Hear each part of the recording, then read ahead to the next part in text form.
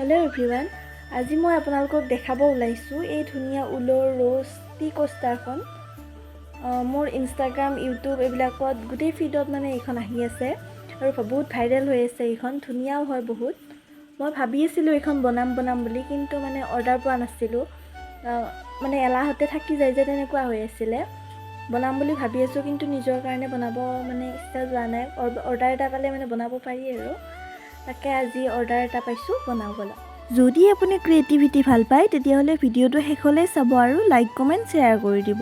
এই টি কোষ্টাৰখন বনাবলৈ মই ব্যৱহাৰ কৰিছোঁ হোৱাইট, গ্ৰীণ আৰু ৰেড কালাৰৰ ঊল।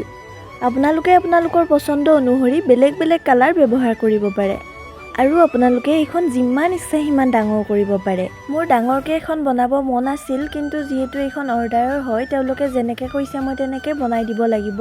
তেওঁলোকে প্ৰায় 7-8 ইঞ্চৰ ভিতৰত বনাব দিছিলে। যিয়ে মোক অৰ্ডাৰ দিছে তেওঁ যিহেতু কৈ দিছে যে ডাইনিং টেবুলত সজাবৰ কাৰণে তেওঁ বনাব দিছে, গতিকে এখনেৰেতো ভাল নালাগিব। তেওঁ প্ৰায় 6খন মোক বনাব দিছে এনেকুৱা। যদি আপোনালোকেও আপোনালোকৰ ঘৰৰ কাৰণে ল'ব বিচাৰে তেতিয়াহ'লে মোৰ লগত যোগাযোগ কৰিব পাৰে।